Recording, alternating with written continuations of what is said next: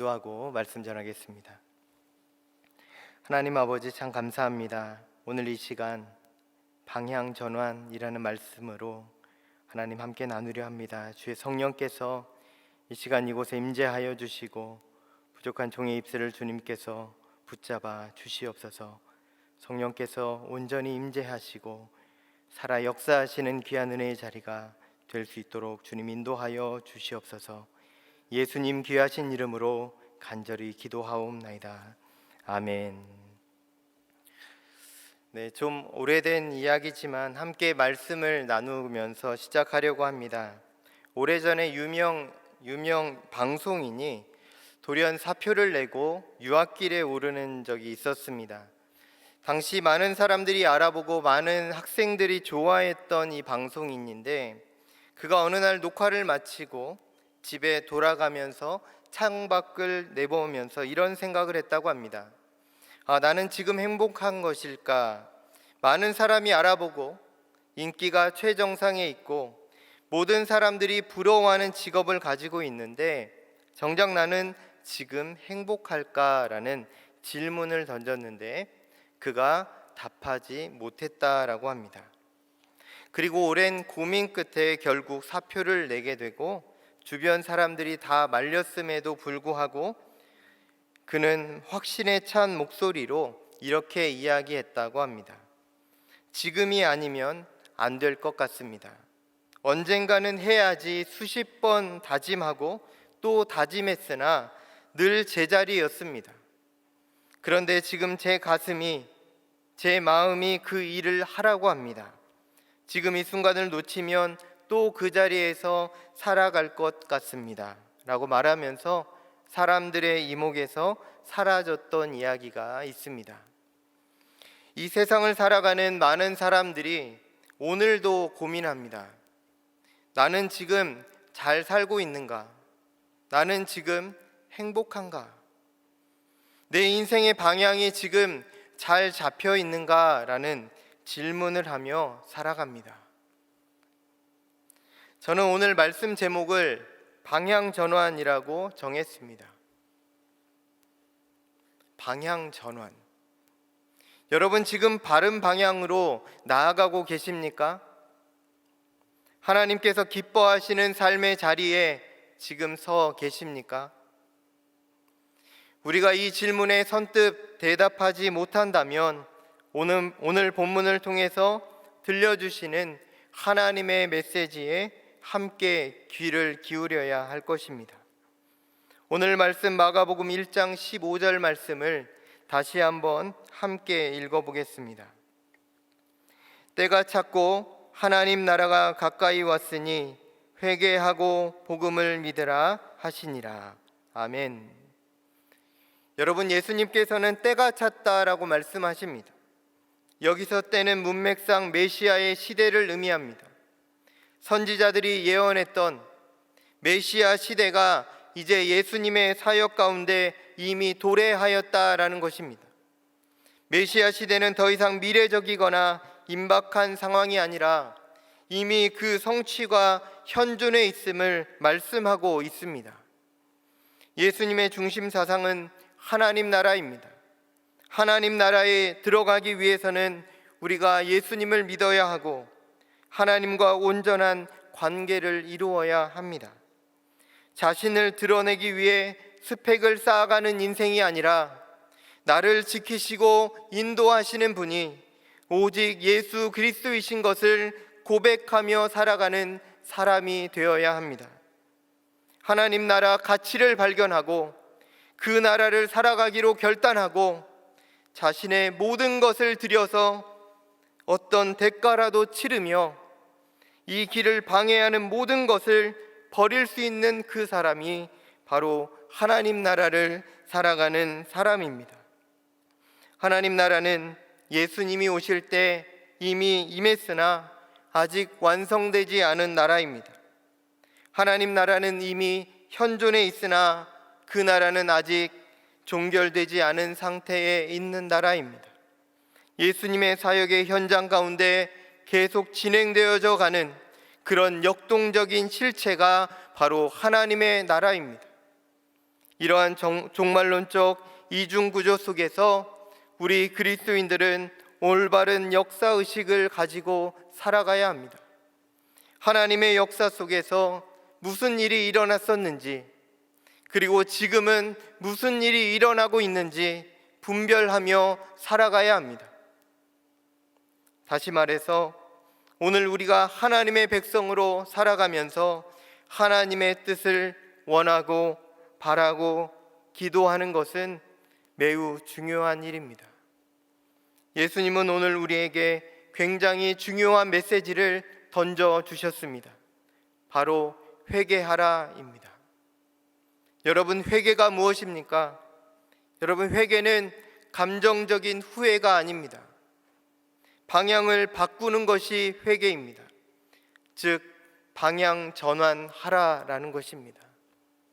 나의 삶의 방식을 돌이키는 것이며 삶의 목표를 다시 설정하는 것이 회개의 자리입니다.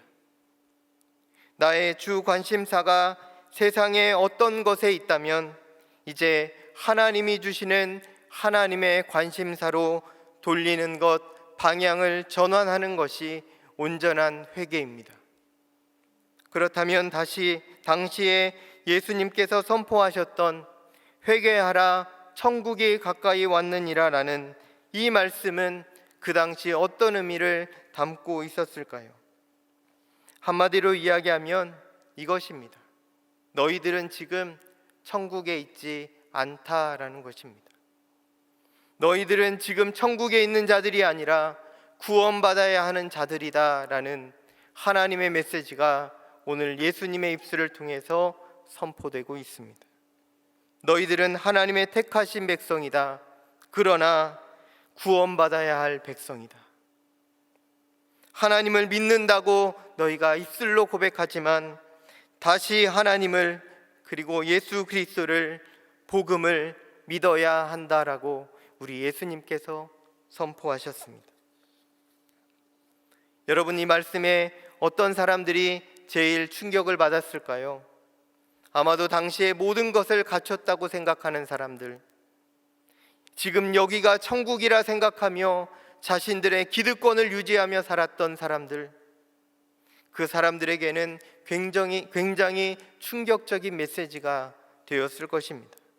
당시의 대제사장들, 율법학자들, 바리새인들, 서기관들, 다 율법에 정통한 그들이 지금 두려워 떨고 있는 충격받은 그 사람들입니다. 자신들을 선민이라 생각하며 당시 모든 삶에 있어서 풍요로워 부족한 것이 없었던 그들에게 우리 예수님의 말씀이 선포되었습니다. 오늘 말씀은 이와 같습니다. 오른쪽으로 가야 하는 사람이 왼쪽으로 가고 있을 때 지금 방향이 틀렸습니다. 유턴하십시오 라고 말해주는 것과 같습니다. 여러분, 그러면 그 음성을 들었을 때 어떻게 해야 할까요? 그 즉시 돌아서야 합니다. 지금 예수님이 선포하신 회개하라는 이 말씀은 지금 돌이키라는 메시지였고 지금 버리라는 말씀이었습니다. 그동안 이것이 소중하고 쓸모 있는 것으로 알고 살았는데 갑자기 다 버리라고 하시는 이 예수님의 말씀 앞에서 주저하는 사람들이 우리 눈앞에 보입니다. 얼마나 아깝겠습니까? 온 인생을 다 바쳐서 자신의 모든 것을 바쳐서 얻었던 그 소득물을, 그 소유들을 다 내려놓으라 할 때에 얼마나 아까웠겠습니까? 지금 내가 천국에 갈 수 있다 생각하는 그 상태와 그 자리에서 돌이키라, 떠나라, 다시 시작하라 말씀하시는 예수님의 이 말씀이 오늘 이 시대에 우리 가운데 들려지고 있습니다. 그럼 이제 떠나서 어디로 가야 합니까? 라고 반문하는 우리에게 우리 예수님께서는 이렇게 말씀해 주셨습니다. 나를 따르라, 내가 곧 길이다. 예수님의 이 말씀에 여러분 누가 가장 먼저 반응한지 아십니까? 바로 세리와 창기와 낮은 사람들, 병에 걸린 사람들이 가장 먼저 반응하는 것을 볼 수 있습니다. 그들은 그 삶이 하루하루 너무나 힘들어서 거기를 도저히 천국이라 여길 수 없었던 사람들이었습니다. 그런데 그들이 이 말씀을 듣고 먼저 반응합니다. 주여, 우리를 불쌍히 여기소서. 그리고 그의 모든 것을 버려두고 방향을 전환하는 그들의 인생의 전환점이 시작됩니다. 이 시간 우리에게 주신 하나님의 말씀을 통하여 우리가 나아가야 할 삶의 방향을 세 가지를 나누도록 하겠습니다. 첫째로, 우리는 메마름의 자리에서 목마름의 자리로 나아가야 합니다. 여러분, 메마름이 무엇입니까? 여러분, 가뭄에 쫙 갈라져 있는 메마른 땅을 한번 생각해 보십시오. 몇 년 동안 비가 안 와서 메말라 버린 아프리카의 땅을 한번 이 시간 상상해 보십시오. 그것이 메마름입니다. 아, 메마르다. 아, 메마르다.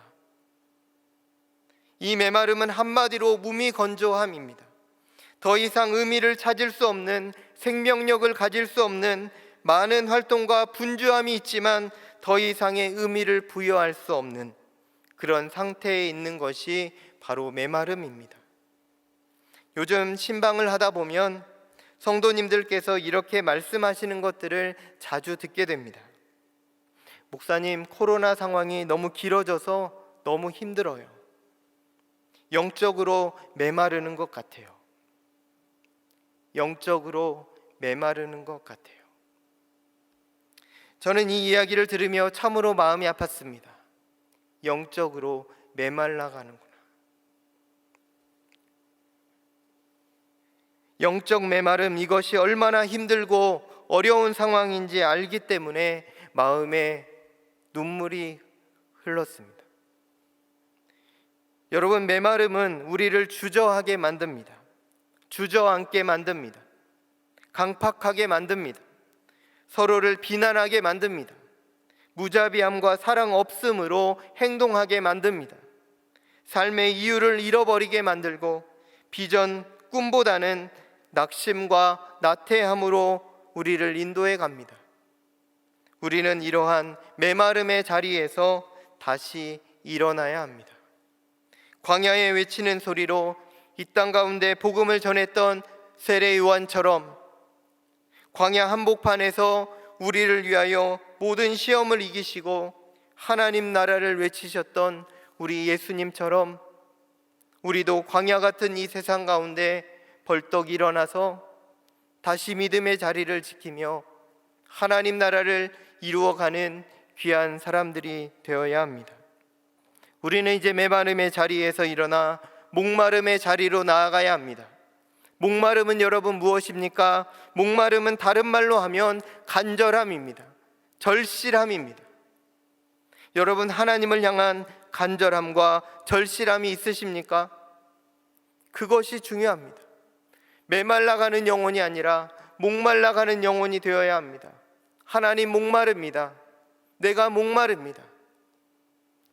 찬송가 526장 목마른 자들아 라는 찬양을 아실 것입니다.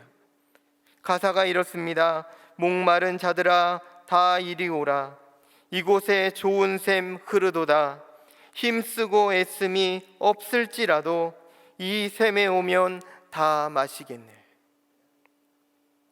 오늘 주님께서 이렇게 우리를 부르고 계십니다. 목마른 자들아 다 내게로 오라. 다윗은 시편 42편 1절에서 이렇게 고백합니다. 하나님이여, 사슴이 시냇물을 찾기에 갈급함 같이 내 영혼이 주를 찾기에 갈급하나이다. 다윗은 하나님을 향하여 내 영혼이 주를 찾기에 갈급합니다 라고 고백합니다. 왜입니까? 하나님을 의지하는 사람이었기 때문입니다. 하나님을 믿었던 사람이기 때문에 그는 내가 주님 목마릅니다 라고 외치고 있습니다. 하나님 만나고 싶습니다. 정말 갈급한 심령으로 하나님께 나아가는 것이 바로 목마른 자의 모습입니다. 여러분 지금 목마름이 있으십니까? 하나님을 향한 갈망, 하나님을 만나지 않고서는 살 수 없는 그 열망이 여러분들 안에 충만히 넘치기를 간절히 소망합니다. 언제부턴가 우리에게 간절함이 사라졌습니다. 하나님을 향한 열망이 없어졌습니다. 절박함이 없어졌습니다. 절박함이 있어야 목말라 물을 찾게 되는데 우리에게 목마름이 없어졌고 절박함이 없어졌습니다. 배부른 사람들이 밥을 찾지 않는 것처럼 말입니다. 여러분, 하나님 아닌 다른 것들로 채워져 있는 우리의 심령을 다시금 하나님으로 채우고 하나님 주신 것으로 채워가는 믿음의 사람들 되시기를 소망합니다. 하나님께서는 메마름에서 떠나 우리에게 목마름의 자리로 나아오라 말씀하십니다. 목마름은 사람을 살게 하지만 메마름은 사람을 죽게 합니다. 목마름은 생수를 찾게 하지만 메마름은 그냥 말라 죽게 합니다. 여러분, 목마름과 메마름을 구분할 수 있는 기준이 무엇인 줄 아십니까? 그것은 바로 눈물입니다. 눈물입니다. 메마른 사람에게는 눈물이 없습니다. 앞에서 나눈 시편 42편에서 다윗은 이렇게 고백합니다. 내 눈물이 주야로 내 음식이 되었습니다. 내가 하나님을 간절히 찾습니다. 여러분, 눈물이 있으십니까? 그러면 살 수 있습니다. 하나님을 향한 눈물, 하나님을 만나고자 하는 눈물, 하나님의 임재하심을 갈급하여서 흘리는 눈물, 그 눈물이 우리 가운데 흐르길 원합니다. 회개하고 목마름의 자리로 나아가야 합니다. 지금 우리의 삶의 방향을 전환해야 합니다. 둘째로, 우리는 나태함의 자리에서 열정의 자리로 나아가야 합니다. 여러분, 시간 때운 적 있으십니까? 시간 때워 보신 적 있으십니까? 군대에서도 많이 일어나고요, 학교에서도 많이 일어나고요, 직장에서도 일어납니다. 이렇게 시간을 때우다 보면 자기도 모르게 무기력함에 빠지게 됩니다. 억지로 마지못해 시키는 일을 하게 됩니다. 손에 물 안 묻히고 무책임하게 구경하면서 뒤따라가며 그냥 안전하게 가는 것, 이것이 나태한 모습입니다. 게으름과 태만이 그리고 나태함이 넘쳐나는 그 자리에서 우리는 다시 일어나야 합니다. 제가 예전에 견습 선교사로 파송받았을 때 있었던 일을 잠시 말씀드리려고 합니다. 선교지 파송받는 것은요, 그 당시에 안정적인 자리에서 불안정한 자리로 이동하는 것을 의미했습니다. 선교사 파송식 날 설교자로 당시 장신대 선교학 교수님이었던 이광순 교수님께서 말씀을 전하셨습니다. 설교 중에 교수님이 이렇게 말씀하셨습니다. 여러분은 하나님께서 보내셔서 지금 선교지로 나아가는 것입니다. 절대로 내가 선택해서 가게 되었다고 생각하지 마십시오.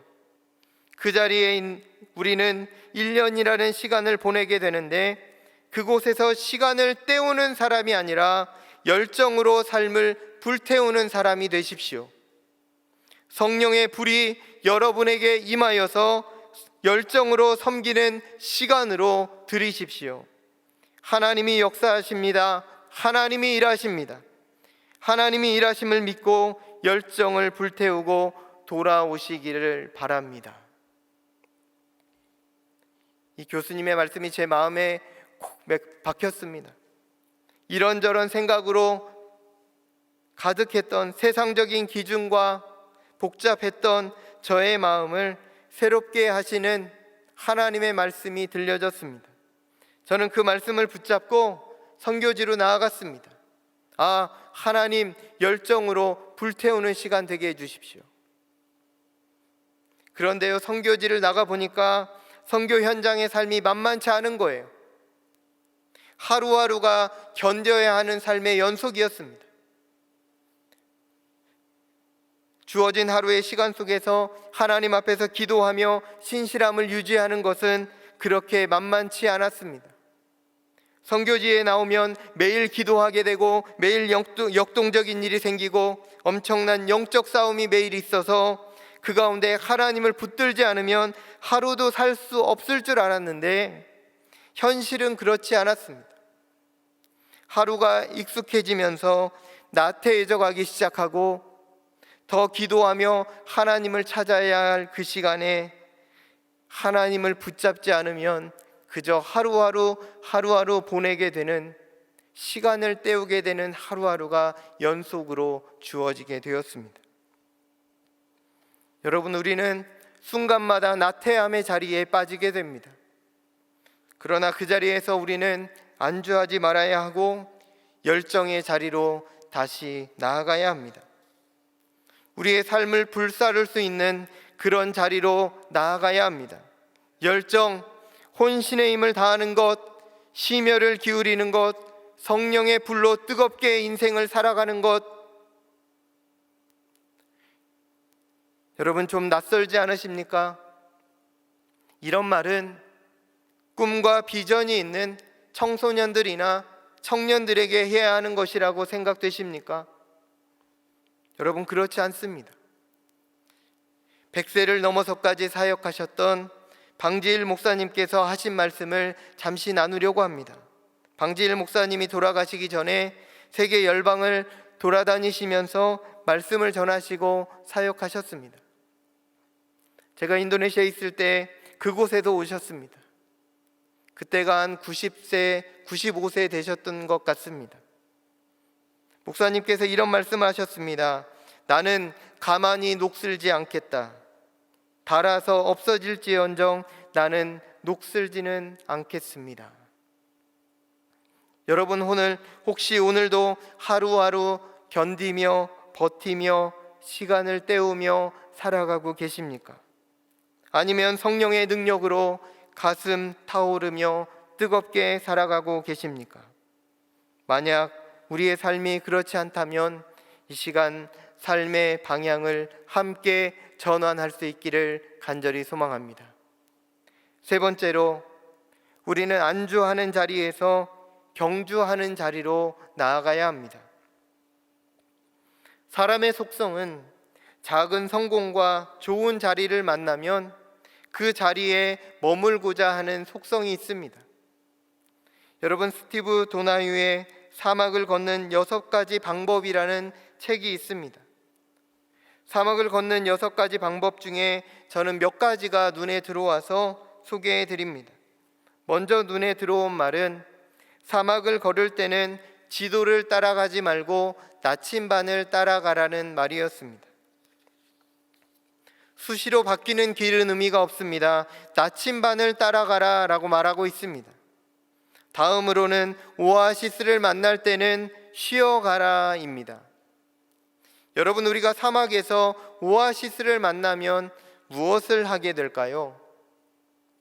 대부분의 사람들이 그곳에 집을 짓고 머물려고 합니다. 안주하려고 합니다. 그리고 그동안 등에 지고 있었던 텐트를 이제 내버리고 그곳에 집을 짓고 그 안에 살면서 자신의 소유를 쌓기 시작합니다.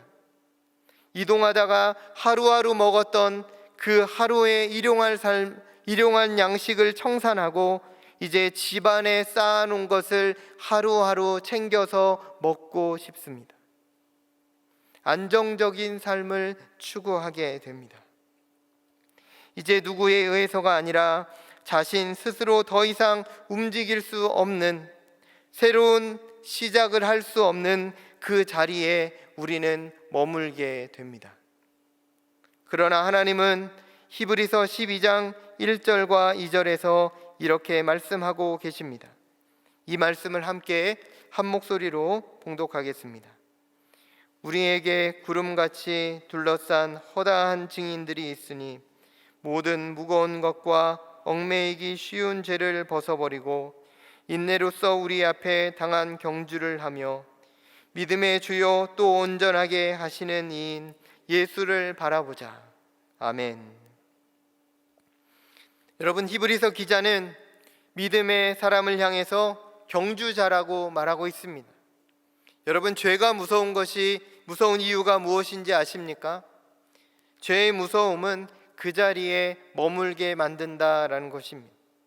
무거운 것을 얽매이게 해서 머무르게 하는 것, 더 이상 하나님께 나아가지 못하게 만드는 것, 그것이 죄성입니다. 하나님께서 부르시면 다 버리고 곧바로 하나님께 달려갈 수 있어야 하지만 우리는 버리기 아까운 것이 얼마나 많은지 모릅니다. 우리는 누가복음 12장에 나오는 부자처럼 이 세상에 쌓아둘 곳을 찾으며 하루하루 살아가고 있는지도 모릅니다. 어디에 쌓아두어야 할까? 어떻게 쌓아두어야 할까? 하루하루 고민하며 하루하루 정보를 찾으며 그렇게 살아가고 있는지도 모릅니다. 여러분, 너무나 아까워서, 너무 쓰고 갈 것이 많아서 하나님 지금 오시면 안 됩니다 라고 말하는 분도 계신다고 합니다.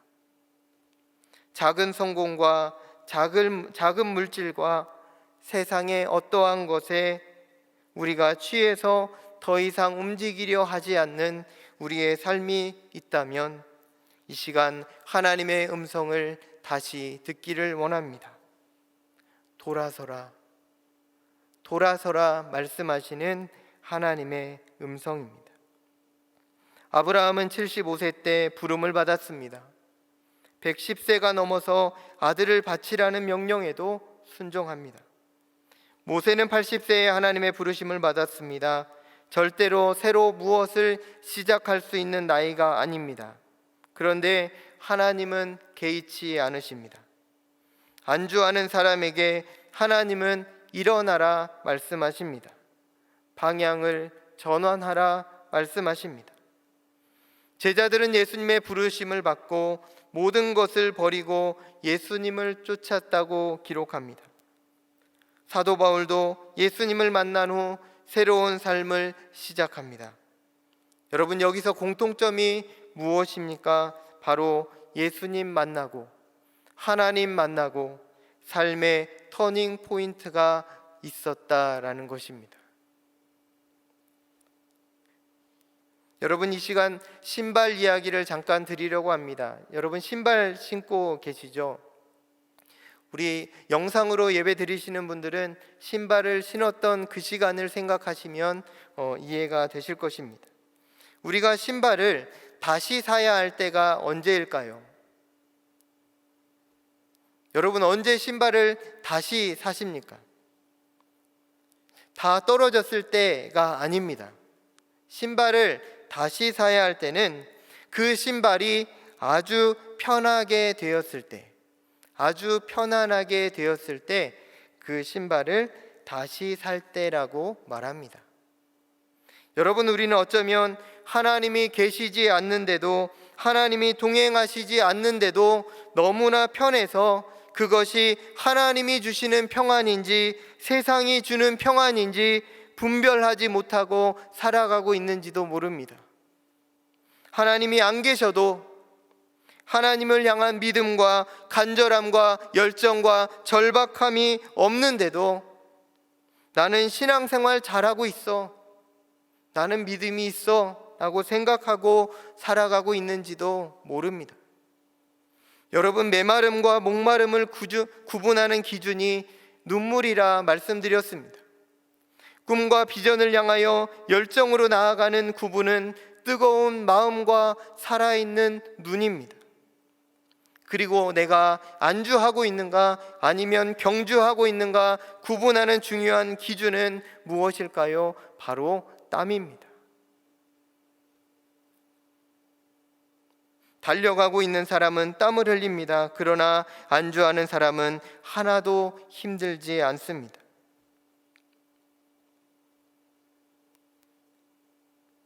내가 있는 삶의 자리, 그 자리가 지금 하나님을 간절하게 찾게 만들고 있는가, 절실하게 만들고 있는가, 다름질하게 만들고 있는가, 도전하며 살아가게 하고 있는가, 우리는 그것을 주목해야 합니다. 그렇지 않다면 얼마나 갔던지, 얼마나 나아갔던지, 얼마나 쌓아두었던지 상관없이 그 자리에서 우리는 빨리 방향을 전환해야 합니다. 하나님께로 우리의 삶의 방향을 바꿔야 합니다. 몇 주 전 수요 예배 시간에 시니어 선교학교를 섬기시는 최철희 선교사님의 강의를 들으며 제 마음에 감동이 있었습니다. 새로운 시작을 시작하는 시니어 선교사로 헌신하는 것이 복되고 은혜로운 시간이구나라는 것들을 깨닫게 되었습니다. 나태함의 자리에서, 안주함의 자리에서 경주의 자리로 나아갈 수 있는 아주 좋은 시간이 될 수도 있겠다라는 생각을 하게 되었습니다. 그 자리가 하나님 더 의지하고 바라보게 한다면 그 자리는 매우 중요하고 복된 시간이 될 것입니다. 성경을 보면 이스라엘 민족이 애굽에서 지낼 때 상당히 안정감을 가졌던 것으로 보여집니다. 그런데 하나님께서 안정감을 누리고 있었던 이스라엘 백성들을 출애굽시키셔서 불안정한 자리로 던지시는 것을 보게 됩니다. 그러나 우리는 그것을 보면서 절대로 불행이다, 실패다라고 말하지 않습니다. 출애굽은 하나님께서 이스라엘 백성들에게 주셨던 가장 큰 은혜의 시간이며 새로운 삶의 방향을 향하여 나아가는 복된 시간이 되었습니다. 하나님은 우리에게 말씀하십니다. 방향을 전환하라. 내가 있는 그 자리, 영성도 야성도 근성도 잃어버린 그 자리에서 다시 일어나라 말씀하고 계십니다. 예수 그리스도만이 우리의 목마름을 해결하는 물이요 우리를 태울 불이시며 우리가 달려가야 할 표대라고 말씀하고 계십니다.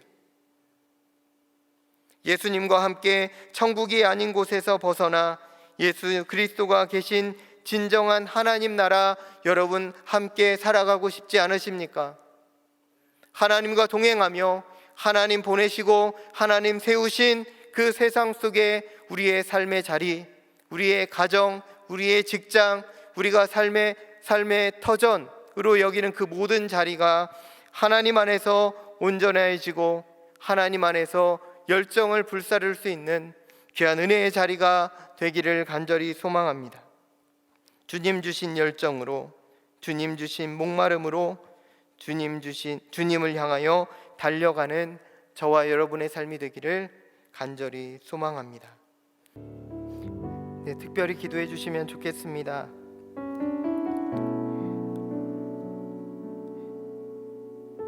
사랑하는 하나님께서 이 시간 아기를 급성 백혈병으로 고통 중에 있는 아기 지우를 하나님 붙잡아 주십시오.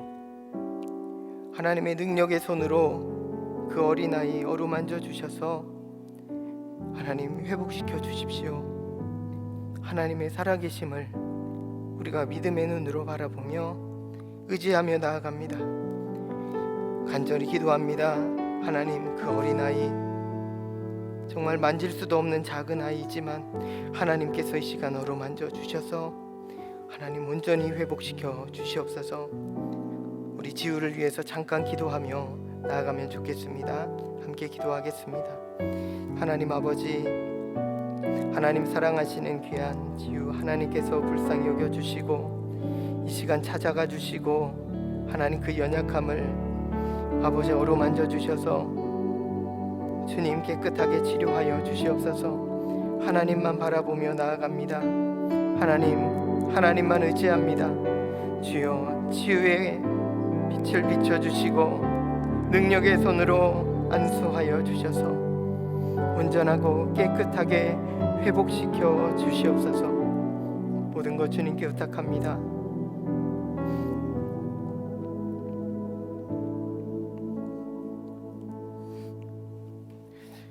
하나님 아버지 감사합니다. 오늘 말씀을 듣고 우리의 삶을 그리고 삶의 방향을 전환할 수 있도록 귀한 깨달음과 은혜 주신 것 감사합니다. 하나님, 회개하고 복음을 믿으라는 주의 말씀 가운데 우리의 삶을 다시금 돌아보며 하나님 그 자리에서 돌이킬 수 있는 믿음의 결단이 있게 하여 주옵소서.